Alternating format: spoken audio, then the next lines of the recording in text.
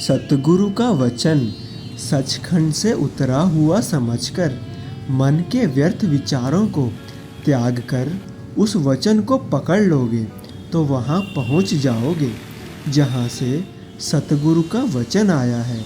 सभी गुरुमुख प्रेमियों को प्रेम भरी जय सच्चिदानंद जी। आज का शुभ सत्संग 8 अगस्त दिन शनिवार। आज के सत्संग का शीर्षक है असली सुख। आज के सत्संग को श्रद्धा सहित श्रवण करें। श्री परमहंसों की कृपा से आज हम श्री अमर ज्योति का वर्णन कर रहे हैं। पिछले वर्णन में हमने जाना श्री पंचम पातशाही जी का बाल काल में मुंडन हुआ है। अब आपकी अवस्था 4-5 वर्ष की हुई एवं गांव के बुजुर्ग स्त्रियां उस समय सूत काटती थीं।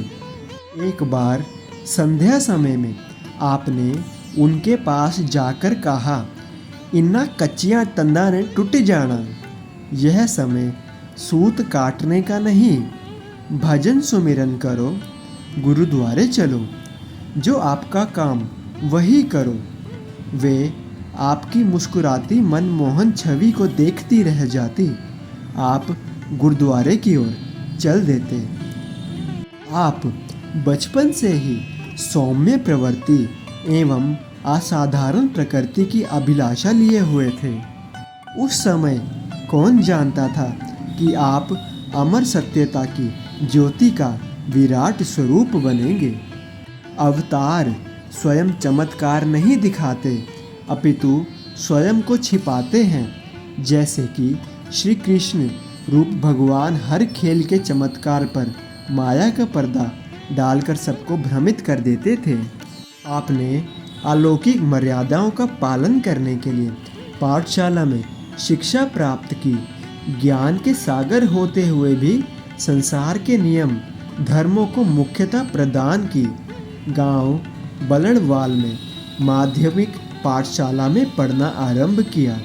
केवल दिखावा मात्र बच्चों के साथ खेलना आरंभ करते थे और बीच से ही निकलकर रावी नदी के बांध पर मिट्टी पर आंखें मूंद कर बैठ जाते। कभी कभी बच्चे वहाँ से आकर आपको उठाते एवं ठिठोली करते हुए कहते कि हमारे साथ क्यों नहीं खेलते, यहाँ क्या मिलता है। आप कहते कि हम भगवान के साथ खेलते हैं, उनका खेल देखते हैं, चाहो तो तुम भी यहाँ बैठकर देखो। अब आपकी आयु 10 वर्ष की हुई। आपके शिक्षक का नाम भी राम प्रकाश था। वह भी भक्ति भाव रखने वाला पुरुष था।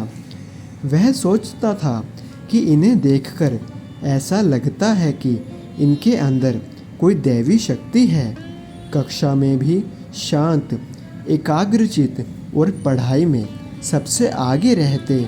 एक बार मास्टर जी आपके पीछे पीछे आए और पूछने लगे, राम प्रकाश, क्या अभी तुम्हें राम भगवान ने प्रकाशित कर दिया है?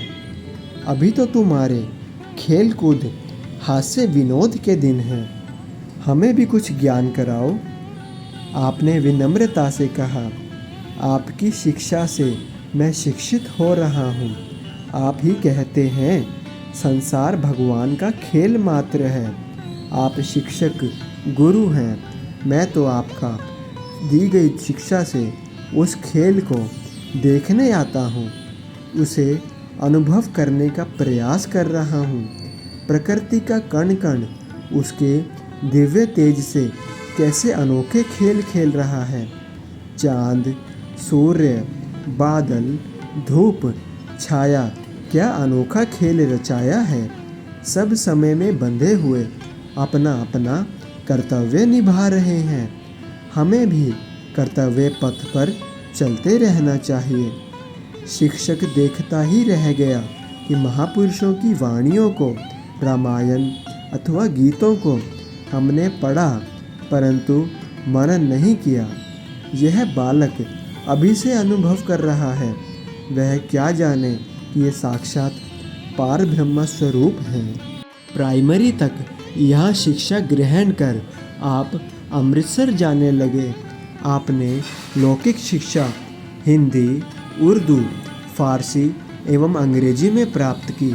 सन 1944 में मैट्रिक पास कर ली। महाप्रभु जी गणित में प्रवीण थे।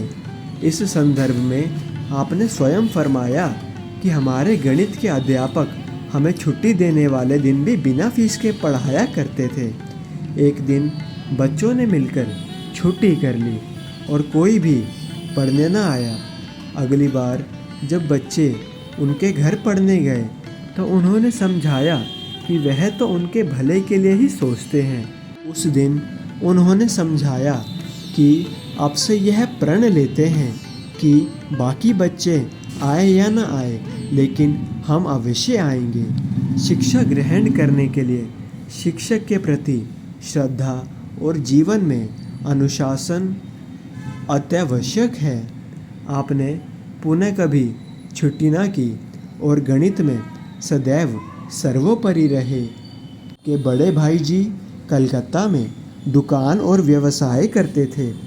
आप सांसारिक कार्य व्यवहार करते हुए निर्लिप्त रहते। आपके घर के सभी सदस्य मानो त्याग मूर्ति थे। अत्यधिक हास विलास उन्हें पसंद नहीं था।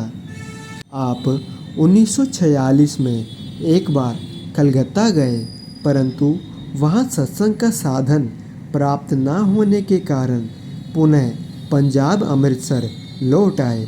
आपको आत्म अनुभूति तो हो रही थी, परंतु लोक मर्यादा अनुसार अपना कर्तव्य सतगुरु शरणागति, नाम दीक्षा, गुरु आज्ञा पालन एवं आदर्श गुरु भक्ति को मुख्यता देते हुए संपन्न किया।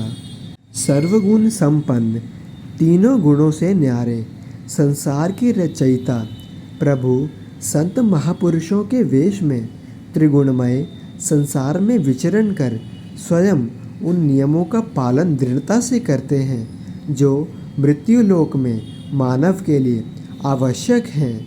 महापुरुष जन कल्याण हेतु अपने सुकोमल तन पर कष्ट उठाकर आदर्श स्थापित करते हैं ताकि साधारण प्राणी उस आचरमयी जीवन से शिक्षा प्राप्त कर आत्मत उन्नति के पथ पर सरलता से अग्रसर हो सके।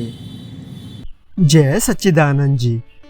हम आनंदपुर धारा SSGN के माध्यम से श्री आनंदपुर दरबार के सत्संग, स्वामी जी के प्रवचन, भजन, संतों की वाणी सभी गुरुमुख प्रेमियों तक पहुंचाना चाहते हैं ताकि आप सभी गुरुमुख डेली सत्संग और भजन का पूरा लाभ ले सकें। और इसके साथ ही आप संतों की वाणी अपने हर गुरुमुख साथी, गुरुमुख प्रेमी के साथ शेयर कर दें ताकि सभी आनंदपुर रूपी डोर के साथ जुड़े रहें। बोलो जयकारा बोल मेरे श्री गुरु महाराज की जय।